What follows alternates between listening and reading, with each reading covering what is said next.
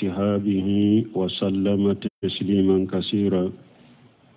سبحانك لا علم لنا إلا ما علمتنا إنك أنت العليم الحكيم. أستغفر الله الذي لا إله إلا هو الحي القيوم وأتوب إليه. اللهم انفعنا بما علمتنا وعلمنا ما ينفعنا وزدنا علما. biye karisu ye hijriya bakele ani kemenani ani binani ani nani shahru shaban ninye hijra sankalo shegina bisunye o woronai miladi nasarau ka jate ba fulani mugani saba sankalo fulana bisunye o mugani woronai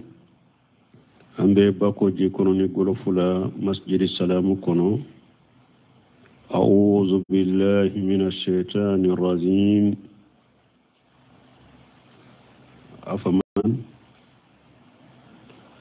أفمن شرح الله صدره للإسلام فهو على نور من ربه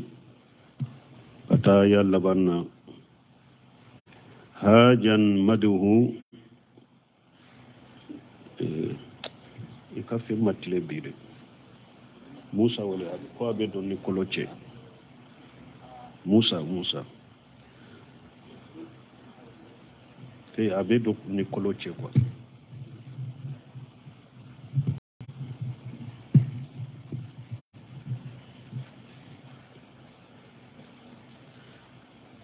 أفمن شرح الله صدره للإسلام فهو على نور من ربه. أي هل يستوي هذا ومن هو قاسي القلب بعيد عن الحق. نهاية من فلنية على مسامين كروتا لين وبافو. أفمن شرح الله صدره للإسلام. على قيالا على مغمين دسكون فيري نسلامية فولي كداي تنيا كداي فهو على نور من ربه. أو أباك كوكو كفنا أباك ندليل ده أباك دوني دكا لا نيني موني يالا نيني مغوي كلني مغو من دسكون جالندو ni akaja chinyamawa utekelenye odi ato bunkasiri kwa yalla nyini hali yastawi haja yala mugho min benin la halala alay mugho min dusukun fere kata silamiya kadai silamiya chinya foli kadai fa huwa ala nur min rabbi abe koko ke silamiya kuno fana aba beke delila jelende ka yala nimbe ni mugho ye kelenye mugho mi man huwa qasil qalbi ba'id anil haqq mugho mi aduskun jalendo ani chinya kajafana yala nunu nye kelenye nunu te kelenye mugho mi silamiya kada dusukun yala dusukun fere kata silamiya de ma silamiya chinya de kada ye abe fengo fenke fana abake noro de kate foi ke dina kono ni de la jelenta bolo minna ni mugho te kelenye mugho min dusukun jalendo na mabonendo chinyama akonni abe komi aya wereni alako aw man kana mayitan fahayaynahu wajalina lahu nuran yamsi bihi alako yala mugho min tunye suye ne ala ya nyanamaya oye jumaye kafiri parce que kafiri suude do aduskun salende do yala mugho min tunye suye ne ala ya nyanamaya ni islamiyai wajalina lahu nura yamsi bihi ne ala ye noro ka ya be tama noro minka minye islamiyai abe tama ni onore fi nas mugho chela kaman masaluhu fi julumati laysa bi kharij minha yala oni mugho kelenye mugho min be dibi chama la bo chogo ta bolo dibi nafana komi kafiri nunun te kelenye wali haja qala taala ninde kosonni aya laba ala ko fawailu liqashiyati qulubuhum min zikrillah ala ko janga katani halaki abe mugho munun dusukun jara kabo ala ko sumama ani ala ka qur'anama ay fala telina inda zikrihi min ni qur'ana fora ala ko sumana uye ala ko fo addusukunte noya wala taqsa wala ta'i wala tafhama ala ko min bake ka foye fana ata yire majigi yaye ate sira alanye ala ko yin fana ata tanga ta famu ulaika fi dalal mubin nunun tigila mo de be filila fili min ne tinya kaja الله نزل أحسن الحديث كتابا متشابها مثانية تقشعر منه جلود الذين يخشون ربهم ثم تلين جلودهم وقلوبهم إلى ذكر الله ذلك هدى الله يهدي به من يشاء ومن يضلل الله فما له من هاد هذا مده من الله لكتابه القرآن العظيم نية تنولي كابو ألفي نابا أكا قرآن تنو قرآن من كابو المنزل على رسوله الكريم أي قرآن من جيجي أكا تشيدن باكا قال الله تعالى alakum musammin kortalen Allahu najala ahsana li hadis ala de ye kuma ube nyuman jigi kuma min kanyi kateme kuma beka o ye qur'ana de o yala ka kuma de ala de masai na ye kuma nyuman jigi aka ciden ka kitaban nin kuma nyuma qur'ana de do kitabu min sebelendo lahul mafujula a sebelendo malikaw ka gafe kono sebelendo hadamadun ka gafe kono kitabu de qur'ana mutasabiha fi husnihi wal ahkami wa adami ikhtilafihi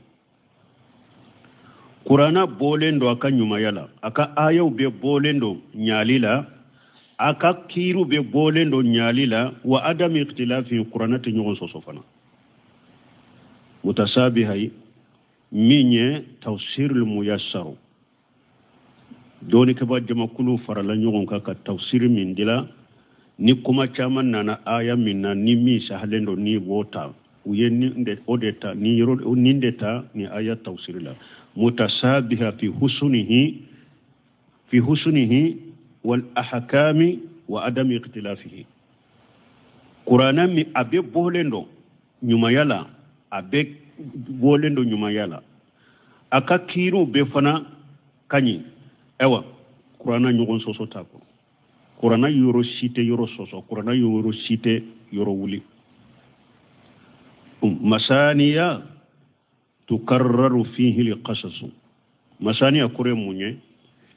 sagali be ke qisa ka qur'ana kono wal ahkam ala be sagali ke kirun la qur'ana kono wal hujaju ala be sagali ke ni hujawu ye qur'ana kono wal bayanati ala be ewa minye delila jele unya ala bu sagi qur'ana kono wato adu tilawatuhu fala yumallu mogo be qur'ana kala kasagi kakala me mogo shite lafu mogo shite sege qur'ana tan nege bo mogola wakati be sagi saga kalan kan mata nege bo ala kasirati taraddudihi ka fara kai be sage qur'ana ka kasagi me qur'ana tan nege bo masaniya be nimbeta wada to bunkasiru na ye masaniya na ya tawsira be kuma chaman de fola donc nonundo onu kuma chaman de gorbani fara nyogon kate masaniya donc minye qur'ana masaniya qisa ala be sagi qisa wala ala musa ka qisa fora yoro chama qur'ana ko abe fonni yoro la chogoya do yoro do be abe fonni yoro la chogoya kelemina abe fonni wono fara chogoya kelena wal ahkam kiru fana ala be sagi kiru fana la qur'ana kono wal huja yani hujawu wal bayyinatu ani bangeliwu ewa mogo be sagi ka qur'ana kala ata negebo warato asaruna na usman ibn affan bolo aqul law tuhiratun qulubuna ma sabina min kalami rabbina akunnan dusukuntun sene yara kante fa antigi alaka kumala law tahuratu قلوبنا ما سمعنا من كلام ربنا نيمبي باي هذا كونو عثمان بن عفان كو أكون ندوس كنتم سنيرا أنتفا أنتجي على كمالا ما ننتفا قرآن لا أفولي أكلالي أنتفا لا ندوس كنتم سنيرا وإني عثمان كو كوني لا أكره أن يأتي علي يوم ما أنظر في المصحف عثمان كو علي باكو دونك تمي عليك دونكنا عليما ناما قرآن دايلة كو علي بوكو دونك تمي عليك دومي ناتي قرآن دايلة لا كو علي بوكو دونك ولا قرآن يودي مسانيا متشابهة minye anyuma yala aka ewa kurana be bolendo nyuma yala aka kiru bolendo sosolite kurana kuno nyon sosote kurana kuno masaniya ewa kurana ibe sagi sagi kakala ka sagi sagi kakala ni dusukun sene alendo ata nege boyla kurana tini annege bo mo ola ewa kisa ube sagi saga kono kiru be sagi saga kono huja ube sagi saga kono alabe de la jele un sagi saga kono donc aka kalanta nege bo mogola masaniya ninde taqsairu minhu juludu alladhina yakhshawuna rabbahum aw mogo ka dusuku mogo ka fari kolo be sira ka yere yere qur'anama mogo ka fari kolo be sira ka yere yere ni qur'anay yakhshawuna rabbahum mogo munum be sira utige alanye ay hadhihi sifatul abrar inda shimaihim ninde alaka mogo nyuma kam man kutuye inda shimai kalamil jabbar al muhaymin al aziz al qaffar masamminye masabay masamminye karabali masaye masamminye shereya beka masamminye junubu yafa masaye o kakuma kala to alaka jonyuma kam man kutuye ninde lima yafhamuna minhum min alwa'd walwa'id وبين فهم قرآن كان كريم دولة أنيك قرآن كالله دو كونا والتقويف والتحديد أنيك قرآن ببغالي منونك أبي كان كريم دالي منونك تقصير منه جلودهم من خشية ولا خوف على كجنوم فريقلو بيري يرد وكفر كلو بيري يرد قرآن على يسيرنا كتا قرآن ما أنيك سير على ين قرآن كلاني ثم تلين جلودهم وقلوبهم إلى ذكر الله وكفي دسكون بين مغايا فريقلو بين مغايا دسكون بين مغايا كتا على كقسمما أني كميري كتا سني علي لما يرجون ويملون من رحمته ولطفه ودسكون بين ميلي كتا علما كنويا كتا علما فريقلو بين نويا كتا علما منا نوبا نتا كو على كنيما بي نوبي على كنيما نتا ني على كهنا فهم مخالفون لغيرهم من الفجار من وجوه من على كجنيما قرانا لم تولو بلو أني قرانا متولو بلو ولو كتشويا نكم من كتو نكلا هلا ولوني فاجرو بورا نيغونا نيكو دمادوي أحدهما أدوي مني أن السماء هؤلاء هو تلاوة الآيات على كجنيما ولو بميم كمل لمه وهي على كآية وكالالي والسماء أولئك النقمات الأبيات من أصوات القينات مفاجر تايموني دونك للمه أني مسمونو وبيت دونك لدقلو لمني أساني فلنا دونك نيني فلوي على كجنيمون قرانا ميتولو برو قرانا لميتولو برو وكم من كتوني فاجرو كم من كتو تكلني فلو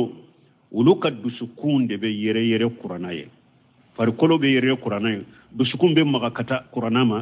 farikolo be maga kata qur'anama me fajiru fule uluka lamme fenye donkili wude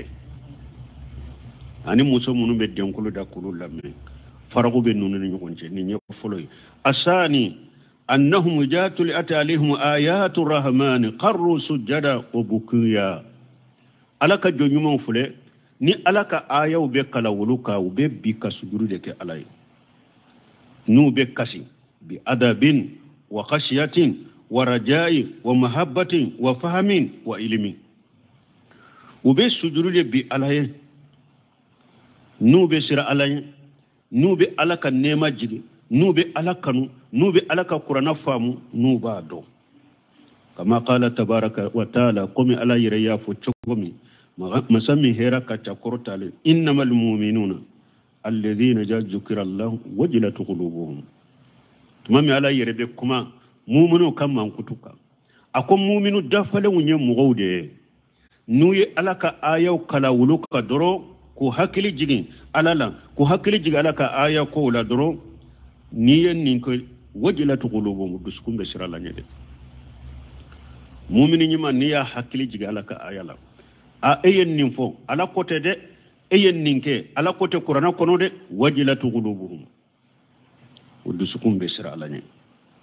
yu hakkili jiga ala ko la dro yu hakkili jiga ala la dro du sukum be sira ala ni wayjatul ati alayhim ayatuhu ni ala ka ayaw kala uka jadatuhum imana abe obe dode faraw kalima yaka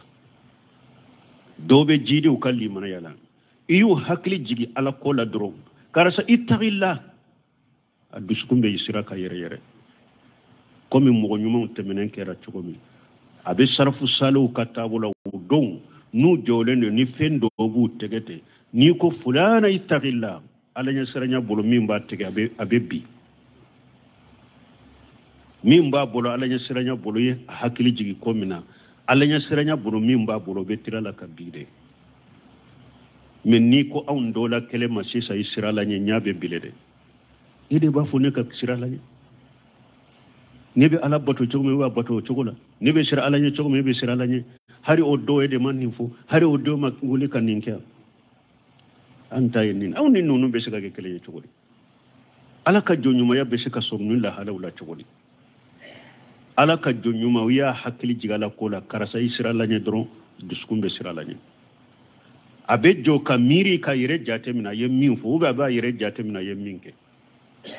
abe bola chokomi ni alaka aya kala ka dorobe do faraka liman yaka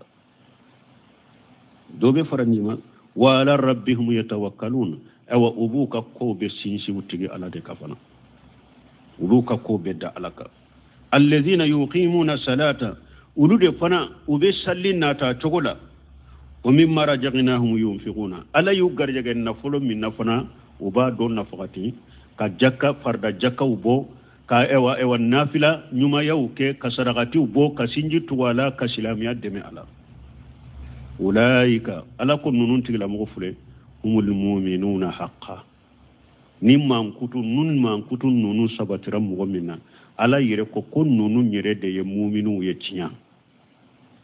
kinyala nunu nyere de mu'minu yen lahum darajatu inda rabbihim daraja korota lende ben nunu nyawtigi alafe o maghfiratun ani alaka junmu yafa warijum karim ani garjage ba wa qala ta'ala lakum masamin korota lendo walladhina jajjukiru bi ayati rabbihim lam yaqirru aliha summan wa umyana ala yakajjo nyuma untanu suratul furqan kono ako ulude do nuyu hakili jigi utigi alaka aya wula lamu yaqiru alaiha summan wa muyana utu tile gure kabo alaka aya uma utu nyefinye kabo alaka aya nunu yelima me minte alaka jonyumai abe komina be lada jugumina abe bidiya mina be kollan kolmina eka aya kala doro aba tilo che kabo eka aya kala ndokoro uba do yere ni eko e balla jedira ba nya che ka boyla kataman yire law baba nya tugu yara kaniye men nimbe ba yire jate aw mbolo ko ale ye mu'mini de ale nyogona silama nyumante ale yire mu'mini te mbal ma mu'mini yan nonu ne islamiyatu o yede ibe ka yede dayinte koy ke wale de bi kaye dabara inte de na yasru dabara de be mo gonye dabara de be arjanna di mo goma ante arjanna sur yahudani nasara bur وقالت اليهود لن يدخل الجنة إلا من كان هودا أو نصارى يهوديا وكوكم وسيتة دو أرجانا كرنيما كي يهوديا نصارى وفناكوكو يمو سيتة دو أرجانا كرنيما كي نصارى يورو دولا وكو كولو يألاكا كانوا بغد كولو يألاك دوندي دا ينتو ميو يا أرجانا دوما فانكا بارا ديكي بل ما بارا يندي فانكا بارا يندي دا ينتو كوي نيني نيوتة wala ala fule ka ka jonyuma mankutu de fo أنين يرولا الذين إذا ذكروا بآيات ربهم لم يقروا عليها صما وميانا ولدو نيو هكلي جوتي على آية أولاد وتو تلي غوري كابواك وتو نيو فني كابوالا فنا أي لم يكونوا عند شمائها متساخلين لا هنا أنها على كجنيوم على كآية ميتو بلو تو يرسو لك بوا موتو يرنيناكو بل مسقين عليه مستقين إليها وبوت لو مجولي كآية لمي فاهمين باشرين بمعانيها نوب آية فامو نوب آية مانا لجي فلهذا نند قصو إنما يعملون بها ويسجدون عندها عن البشرة نند قصو ألك جنيومو ني آية كلا نكو بباركنا وبي سجود بينيرو من يسجود بينيرو على وبي سجود بي آية دليلك لا أني جهلي وتسجد بنقراني جاهليك ومتابعة لغيرهم وبي أولوتات ولوكا دينا كوتة دمبين تيجي نوفته مبي مغورة نوفته أولوتاتو يده ولوبي فيمو في قرانا كولا وباكي نفهموني دوني ندليلته أولوتات أمبي كرسا نوفته donc ninye fulana illa halami alaka jonyumau ani fajiru bora nyugon koroni aye fajiri makote alaka kurana la da jugutigi bidiya mo ni ko ibe kurana kala aka munafaqin aba anyew bebire ube ibe bo min kala may ba ke ka aya fo ala kote ale beta telefo treke kado atilola ka yereke kuma ni dobe kuma ube abeta ka telefoni dayile ka bila kuma werela ube abe kuma do bila ka kuma koro ni mugo munu nye fajiru nye dina dunkew ni mugo min siguraw ka gerew no ka baro dawla ibe nin ko sugudo kana wajule foda ni ko ibe ala ko fo dorobu tule ce ka be ka kuma koro ube kuma do bila koro pour ekana kuma yere do yere be do nu desere la do yere ba fo e fana sa yoro be tesega ka ala ko sa Allah fiasa ta misirila wajuli be ke misirila ante misirila koy ambanka baro de la ala kamal lafiya ante misirila koy do taye ni ndembal ma ala ka jonyuma ka man kututo de ala ka jonyuma ka farago aka difference ni fajiri difference fule ute qur'ana fuita ala kofe ka delila fuye utafe ka qur'ana aya kaluka utafe ninye la hala fulane bunkasiri yella hala munu foko ala ka jonyuma ni fajiru te kelenye asalisu sabanna annahum yaljamuna li adaba inda shimaiha alaka jonyumo ulube ladabu deta adabu nu qur'ana lamir to bolo ubakeni adabu de kama kana sahabatu inda shimaihim kalam Allah ta'ala min tilawati rasulullah sallallahu alaihi wasallam komi sebo kera chokomi ni chidembe qur'ana kala uka taksairu juluduhum nu farikolo be yere summa talinu ukofa ben noya ma qulubihum ila dhikrillah kafaru kaddu sukun ka kata alaka somalima lam yakunu yatasharrahuna shebo tunte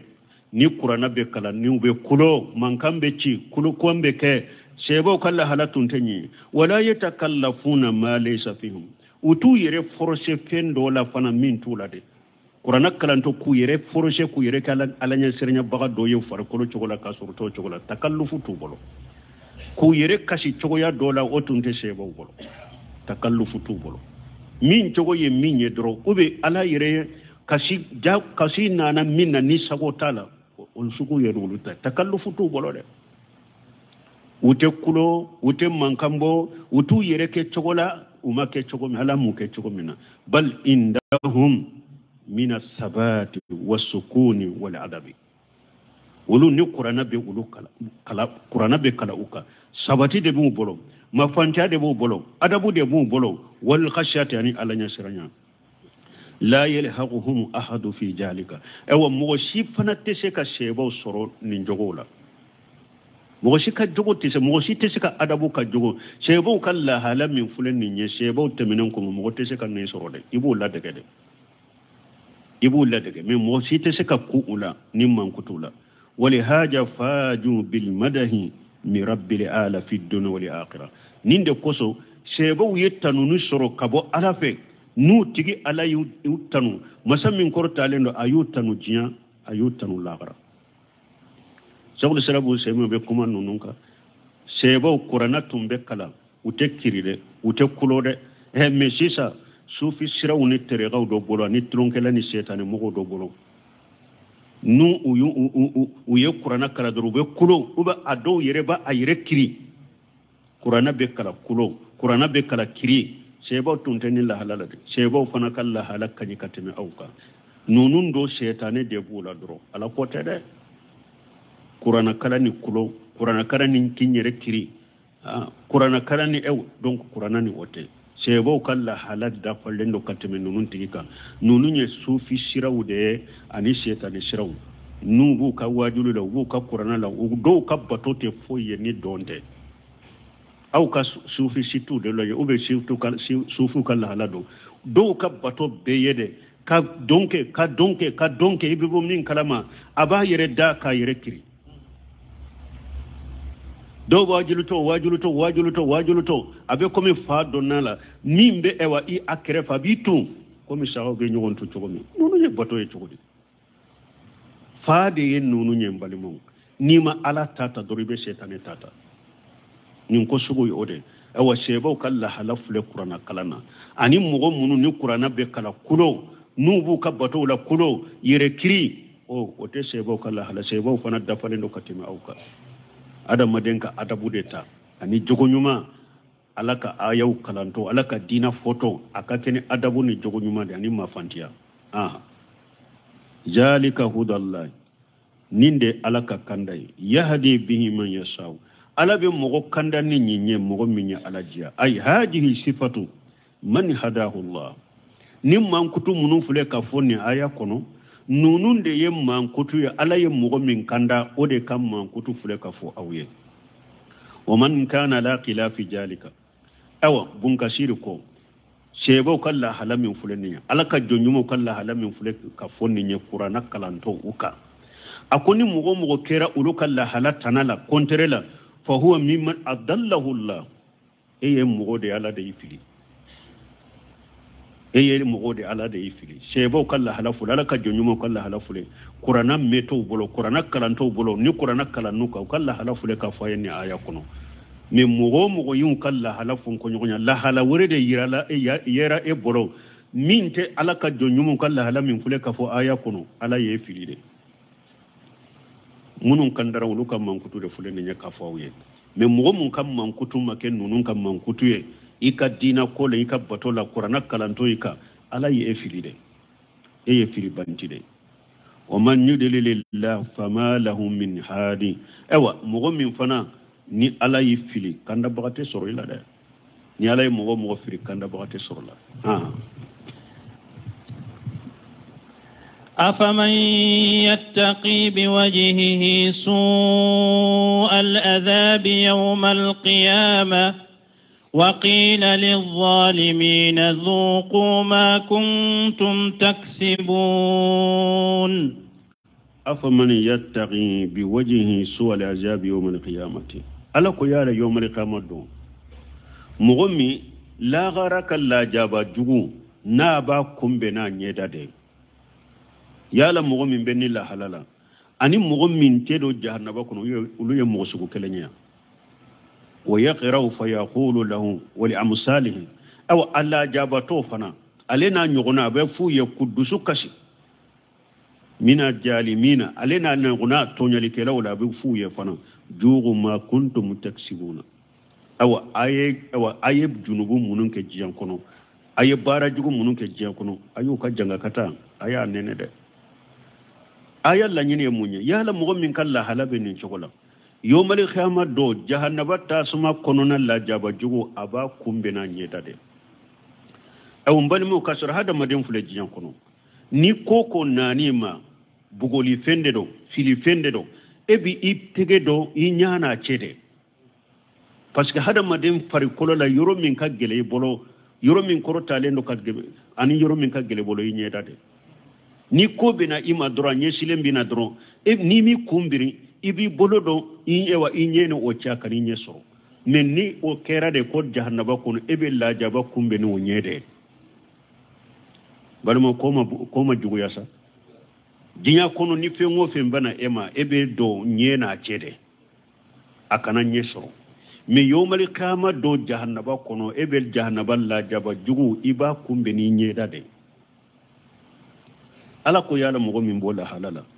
gon kasire bena tofo kamani yati amina yawmal qiyamati mo min binni la halala yala ninni mo ye kelenye mo min bena qiyama kene ka hakili sigile ka bolla jabama ulu ye kelenye wa te kelenye mi jahannaba tasuma kono ebe la jaba jugu kumbe ni nye dawde ani mo mi hakili sigile bena la gara kene ka qiyama kene ka ni a hakili sigile no ka bolla jabama betari janna aw ye kelenye ba aw te kelenye abe komi aya were kono ni alako afa man yamsi munkiba ala wajhi alako mo min be ne abe ewa tama abirile anyeda ka be tama anyeda ka ahada yala ninde kandaraba amman yamshi shawiya ala sirat mustaqim ube mi be njolenda seren ka tilele abake katama sirat tilelenka yala uluye kelenya no munte kelenya mi ale birilendo anyeda de ka betama anyeda de ka ani min tiledendo abake katama siratilelen fanaka yala nunu ye kelenya wa uke kelenya mana mo minye mo kandalenye mu'mini ani kafiri munafiqi ate kelenya de wa qala jalla wa ala yawma yushhabuna fi an-nar ala wujuhihim ju'un masasara ayawre kuna la ku yawmal qiyamah do minye jahannaba dawunye ako yomale kamado ubu sama unye dawde ka jahannaba tasuma kono oba fuma minye e wa jahannaba kolo mimbe ko sagara aya Allah jabanene wa qala tabaraka wa taala alakum masami ahera kacha kortalin afaman yulqa fi an-nar alako yala mo mimbe ta kafili tasuma kono khairu odi kanyiba أو من ياتي آمنا يوم القيامة وبمغمني أبنا قيامة دو حكلي شغل أودي كنيوا ننفرج من كني واكتفى في هذه الآيات بأحد القسمين على الآخر بنكسر يننفك آيان توصير بس آيان فلك فانفلن دو كني آيا كنو فانفلن دي فورا فانفلنا مفو donc ode yato fam fulana fora awye aya werewula la nyini munye yala mugo mimbe tasuma kumbe ni anyeda uye janga kata jugo kumbe na anyeda uye qiyama do jahannaba kono yala oni mugo ye kelenya wa mugo mi hakili sigilembe na qiyama yala ulu ye kelenya wa utekelenya la nyini yeninde كذب الذين من قبلهم فأتاهم العذاب من حيث لا يشعرون كذب الذين من قبلهم ألاكم مغمون من مكة كافرون كؤلو يتشيدون قالون تغيا فأتاهم العذاب من حيث لا يشعرون لا جابان نانو مكة بو يرو لا ولو يرسو ملين تالا كل لا جابا بيبوني يرو مني يعني القرون المادية المكجبة لرسل la nyine munye jama kullu munun temena no ye ciida ungalon tigiya ahalakahumullahu bi junubihim ala yabbi halakinu ka junubuye wama kana lahum min allahi min waqi aw tangali kila shima soro bolo mo shima soro bolo munum beshe ku kishi kabo alaka la jabama fajaghahumullahu aliqiya fil hayati dunya ala yulanene minye jiya malo ya jiya nyanama ya kono ala yula nene jiya malo yala ay bima anjala bihum min al ajab wan nakal ala yalla jabani nyangili min jiguka wa tasfi al mu'minina minhum ni ala ya mu'minu dusukun suma ula falyahjar al muqatibuna min jalika la nyine munye ni ala jama kulu temene mun ka halakili fonni munu nye ciide ngalon tigaya la nyine munye Kurana ba fe ka kuma mugo munun fana fe Kurana jigna mugo munun ka afana ka janto yere la de fa innahum qad kajjabu asrafa rusuli parce que Kurana ba ka kuma mugo munun fa wakati cide min korta lendo katime cide be ko lu yode galon tigaya wa qatama li anbiya ani sallallahu alaihi wasallam ani nabi nyima betime baga ulu yode galon tigaya والذي أعده الله جل جلاله لهم في الآخرة العذاب الشديد أو النون تغلمو منو نيتشيدن غالون تغيا على يمين بلوني قيامة ويلا جابا جلند لا جابا من كبو بما أصابهم في الدنيا أني من يسر الجنة كنو فنا أنو تكلني ولا جاب الآخرة أكبر لو كانوا يعلمون لا جابا من مغم بتشيدن غالون تغيا على يلا جابا لا سوما الجنة كنو كو هلاكي أو لا جابا من بوني لا غرا ودي كبو ودي كاتا نو تنبودو وتنتشيدن غالون تغيا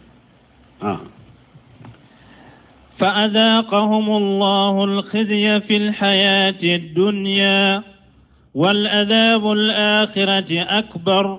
لو كانوا يعلمون فأجاغهم الله الخزي في الحياة الدنيا والعذاب الآخرة أكبر لا قرك لا جاب أولي كبو لو كانوا يعلمون أن التوصير ولقد ضربنا للناس في هذا القرآن من كل مثل لعلهم يتذكرون يقول تعالى ألكم مسمين كرتالين ولقد ضربنا للناس في هذا القرآن من كل مثل ألكم عليه التالين سوء بيبغوشي هذا مدينة ننقران أكونو أي بينا للناس فيه بالضرب الأمثال ko alaye bangali ke hadama dawunye nin qur'ana kono kam misaliya chaman de fuye qur'ana kono akunya munye la allahum yatajakkaruna hunaka sababu ina miri munatas fa innal masala yuqarribu al ma'ana ila al ajhani parce que misaliya fule ni ko fo ka misaliya fo doro ko misaliya foli beke sababu ye ka ko inteliya ka do duskun kuna ka famu كما قال تبارك وتعالى كم على يريا فوتشوم يا هيرا كتشكور تالينو ضرب لكم مثلا من أنفسكم ألاكو كو على يتاليندو غوشي مثاليا دو فو أولا مثاليا مباو يردلا ونانا سورة روميكم أي تعلمونه من أنفسكم أو مثاليا دو أو يرلا وباو يردلا كبا وقال تعالى لكو يورلا وتلك الأمثال نضربها للناس وما يعقلها إلا العالمون ala ko talen yen nununde qur'ana ka tale yen nununde ne ala bu goshi hada madonna me mugo chamante mugo shite talen nunun famu ni doni ke bakawte tale munun be do qur'ana ko misaliya munun be fo qur'ana ko mugo shitu famu ni doni ke bakawte wode to sarafu do tunkera ni tale min fora qur'ana ko misaliya min fora qur'ana ko ale mashe ka famu abe kashi ko jalete doni ke bakawula ko paskala ko qur'ana kono ko misaliya munu ni tale munu be fo qur'ana kono mo shitu famu ku don ni don ke bawte قرآنا عربيا غير ذي عوج لعلهم يتقون قرآنا عربيا غير ذي عوج على قرآنا يا عرب كنده جنتا لا كوي ايو هو قرآن باللسان عربي مبين قرآن عرب كان بنغالند عرب كان جيل عرب كان بنغالي لا إوجاج فيه ولا انحرافا ولا لبسا جنة تالا ميلي تالا نيلمالي تالا نيغمبي تالا عرب كان جيلند عرب كان بنغالي بل هو بيان وأدوه وبرهان قرآن يبنغالي دي قرآن جيلند دو قرآن يدلل دي وإنما جعله الله تعالى كذلك علي قرآن كنلا حلال منا وأنجله بجهلك علي نين قرآن جبني عرب كن منا لعلهم يتقون قرآن كسبب هذا ملو نشر على نيل أي يحجرون ما فيه من الوعيد بغبغلون من بقرآن قرآن يرقل سوما ويعملون بما فيه من الوعد lahiru kam munum be qur'ana kono na barake noye donc qur'ana jigina arabu kam bangalenda arabu kan jelenda munna akunye de la allahum yattaqun qur'ana sheka kala ka famu ana sira alanye alay mimba umbilaw kana ke ala yaw fatanya ka minna ka ana toy ضرب الله مثلا رجلا فيه شركاء ضرب الله مثلا رجلا فيه شركاء متشاكسون ورجلا سلما لرجل هل يستويان مثلا الحمد لله بل أكثرهم لا يعلمون ضرب الله مثل الرجل فيه شركاء متشاكسون ninye tawhidi tigini mushriki talende ala ye ceedo talen gosi cee mi cee kelendo me mogow de jeelen be cee kelenna mogow fana munun jeelen bala mutasakisuna u bennente u be akisu de la mogo fula jeelen be mogo kelenna aw jeende do nin ko joma ta yanfe nin ba fo na ni nin ko joma ta logo nyini ni mba fo ay ta bogo de doni mutasakisuna ulu yere be nyoka nyogon sama sama ce inka kibari ala ce kele fula jende do ni ube nyogon sama sama la nin ko nin ke ni mba fe aka tanake nin ko aka nin ke nin fana ba ko aka otanande ke yala ce min be nilla halala nin de segenda nyewa marali kela kelente ela marali kila fula de be la u bennente fana etate segendani nimba fa fote nimba fo kana fote nimba fo ta nimba fo na lafiya be wa mushriki bato fen kelente mushriki bolo ninnin ce lafiya lente chogomi de mushriki fana lafiya lente haraka jiyanyan malaw chogo kelende la haklina kane tala bato fen chogo kelenta la abe kaburu bato yamfe abe shegu do bato yamfe abe dinginye so do bato yamfe abe jinye do bato yamfe abe kantigeli ke ewa iri dola yamfe ko aba barikanyini bato chogo kelenyere te alela hakilina kelenyere tala ewa murugo shi shegelente jian kono ikanyana mayala ka mushriki bo mugo shi kono na fililente ikanyana mayala ka mushriki bo mushriki fule ni tawhidi tigite mugo mini mushriki hari sufe ewa basa abora kerefe abe su to beke kulunkulu la sinogote ko sufe basa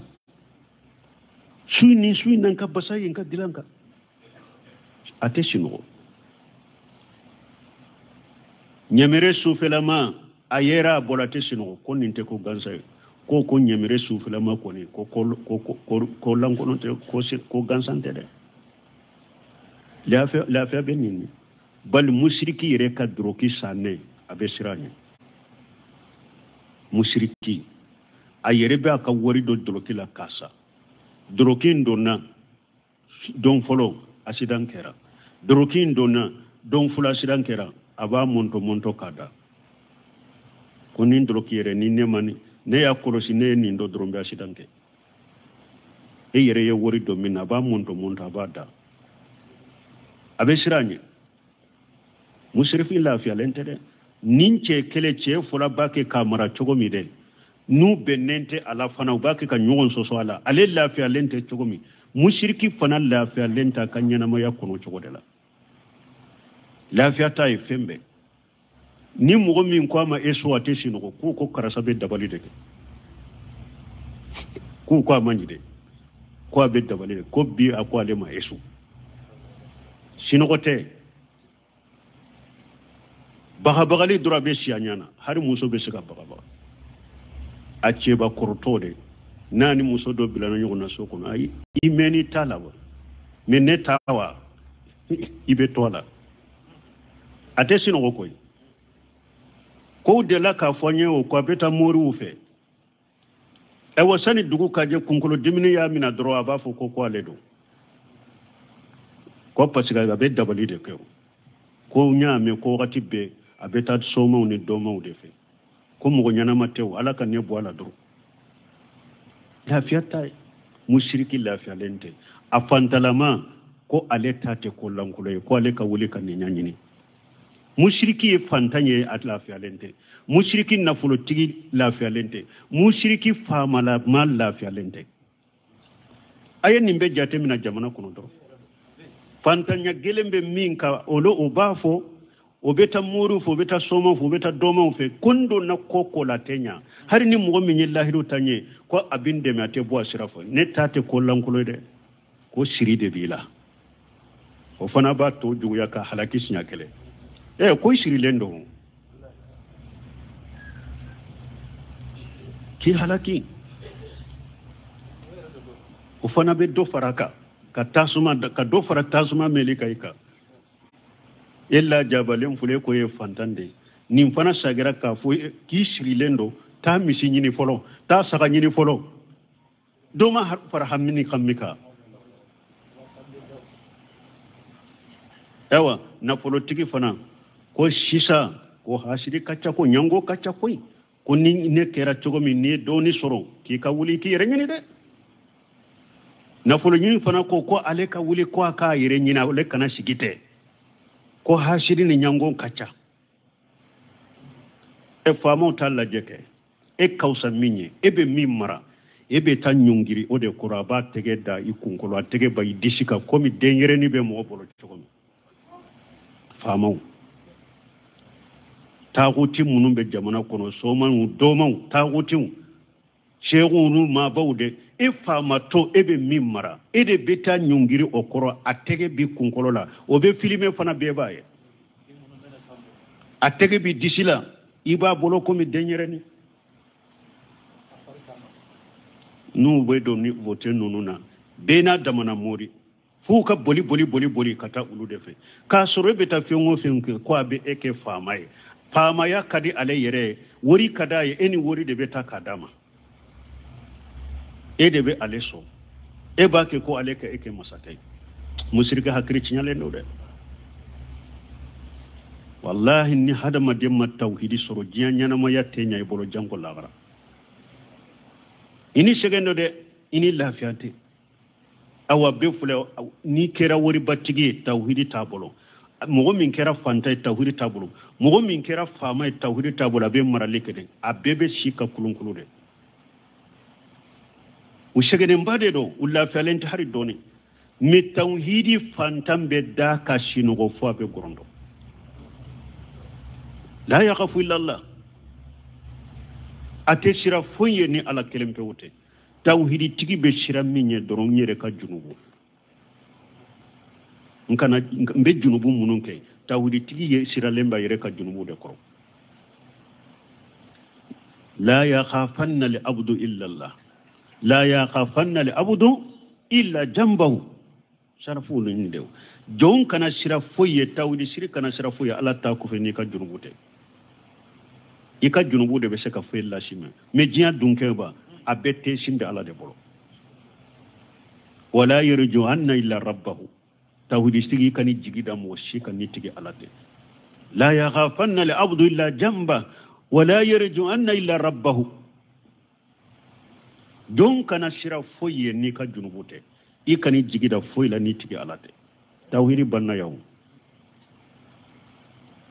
ayat tawhidi tade mushriku nama ni mushriki adabila lafiya tawye koy shinogo tawye lafiya tawye ewa siranyani hammi yere be do bana ka do faga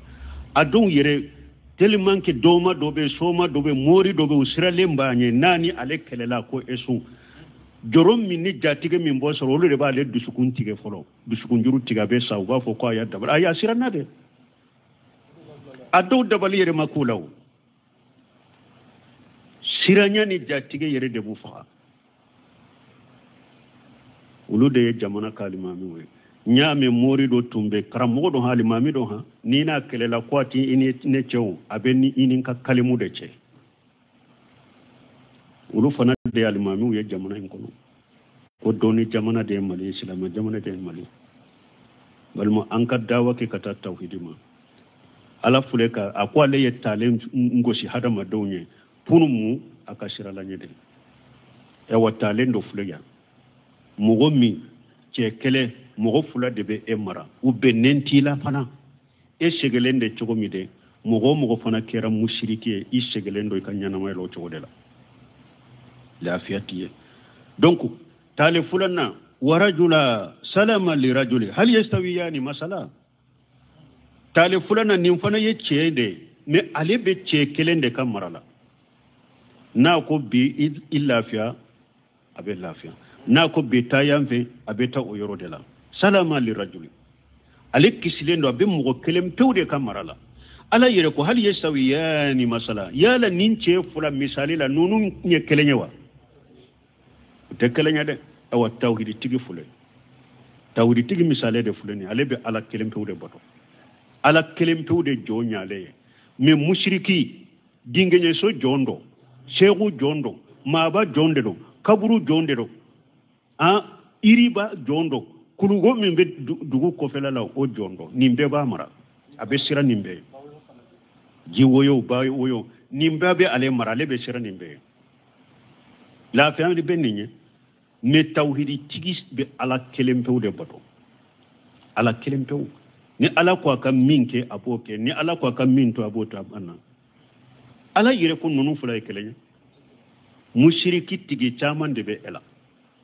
ibe sira dinginye sonye ibe sira kaburu tiginye ibe sira shegunye ibe sira mabanye ibe sira domanye ibe sira somanye ibe sira kulungonye ibe sira jinyonye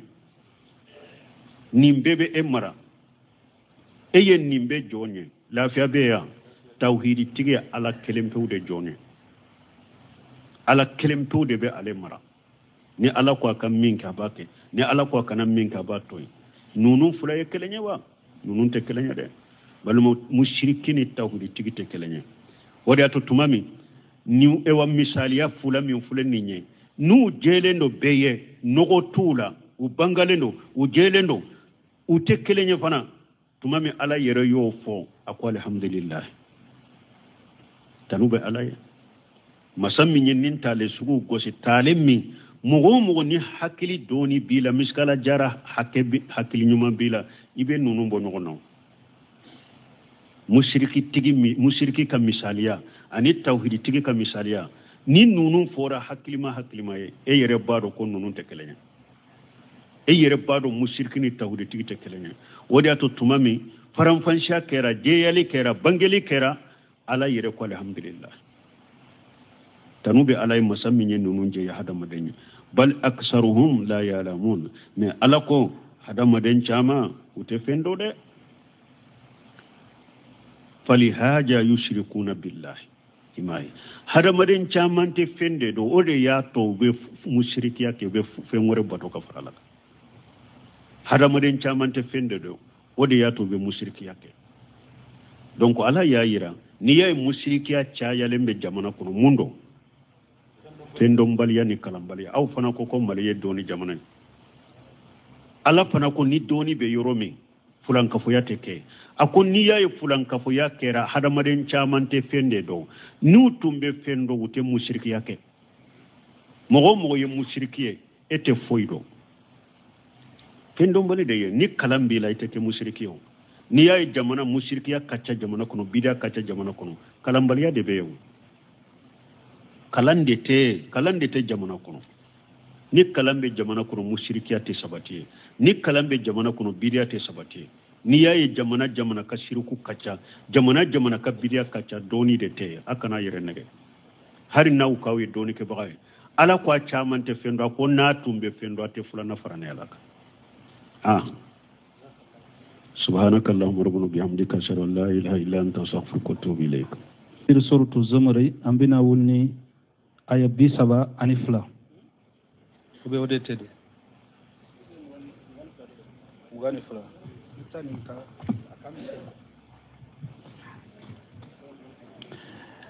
أعوذ بالله من الشيطان الرجيم أفمن شرح الله صدره للإسلام فهو على نور من ربه فويل للقاسية قلوبهم من ذكر الله أولئك في ضلال مبين. الرحيم بسم الله الرحمن الرحيم والصلاة والسلام على نبينا محمد وعلى آله وأصحابه وسلم تسليما كثيرا سبحانك لا علم لنا إلا ما علمتنا إنك أنت العليم الحكيم أستغفر الله الذي لا إله إلا هو الحي القيوم وأتوب إليه اللهم انفعنا بما علمتنا وعلمنا ما ينفعنا وزدنا علما biye kari suye hijriya bakele ani kemenani ani binani ani nani shahru shaban minye hijra sankalo shegina bisunye o woronai miladi nasarau kajate ba fulani mugani saba sankalo fulana bisunye o mugani woronai ambe bako jikono ni golo fula masjidi salamu kono أعوذ بالله من الشيطان الرجيم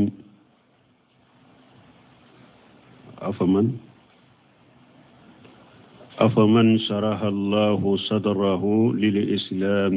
فهو على نور من ربه فتايا لبنا هاجا مده يكفي متلبيري Musa wale kwa bedo nikoloche Musa abedo nikoloche kwa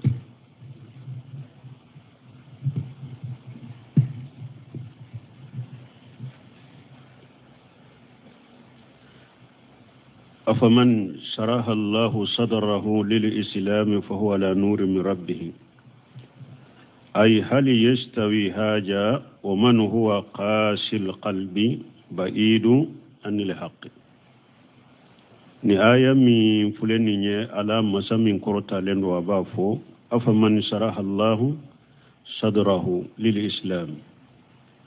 على قيالا على مغمين دسكون فيري نسلامية فولي كداية تنيا كداية فهو على نور من ربه أو أباك كوكو كفنا أباك ندليل ده أباك دوني دكا لا نيني موني يالا نيني مغوي كلني مغو من دسكون جالندو ni akaja chinyamawa utekelenye odi ato bunkasiri kwa yalla nyini hali yastawi haja yala mugho min benni la halala alay mugho min dusukun fere kata silamiya kadai silamiya chinya foli kadai fa huwa la nuri min rabbi abe koko ke silamiya kuno fana aba beke delila jelende ka yala nimbe ni mugho ye kelenye mugho mi man huwa qasil qalbi ba'idu anil haqq mugho mi aduskun jalendo ani chinya kajafana yala nunu nye kelenye nunu te kelenye mugho mi silamiya kada dusukun yala dusukun fere kata silamiya de ma silamiya chinya de kada ye abe fengo fenke fana abake noro de kate foi ke dina kono ni della jelenta bolo minna ni mugho te kelenye mugho min dusukun jalendo na mabonendo chinyama akonni abe komi aya wereni alako aw man kana mayitan fahayaynahu wajalina lahu nuran yamsi bihi alako yala mugho min tunye suye ne ala ya nyanamaya oye jumaye kafiri parce que kafiri suude do adusukun salende do yala mugho min tunye suye ne ala ya nyanamaya ni islamiyai wajalina lahu nura yamsi bihi ne ala ye noro kaya be tama noro minka minye islamiyai abe tama ni onore fi nas mugho chela kaman masaluhu fi julumati laysa bi kharij minha yala oni mugho kelenye mugho min be dibi chama la bo chogo ta bolo dibi nafana komi kafiri nunun te kelenye wali haja qala taala ninde kosonni aya laba alako fawailu liqashiyati qulubuhum min zikrillah alako janga katani halaki abe mugho munun dusukun jara kabo alako sumama ani alaka quranama ay fala telina inda zikrihi min ni qurana fora alako sumana uye alako fo adusukun te noya wala taqsa wala ta'i wala tafhama ala ko min bake ka foye fana ata yere majigi yaye ate sira alanye ala ko yin fana ata tanga ta famu ulaika fi dalal mubin nunun tigla mo de be filila fili min ne tinya kaja الله نزل أحسن الحديث كتابا متشابها مثانية تقشعر منه جلود الذين يخشون ربهم ثم تلين جلودهم وقلوبهم إلى ذكر الله ذلك هدى الله يهدي به من يشاء ومن يضلل الله فما له من هاد هذا مده من الله لكتابه القرآن العظيم نية تنولي كابو ألفي نابا أكا قرآن تنو قرآن من كابو المنزل على رسوله الكريم أي قرآن من جيجي أكا تشيدن باكا قال الله تعالى ألكم مسامين كورتالين الله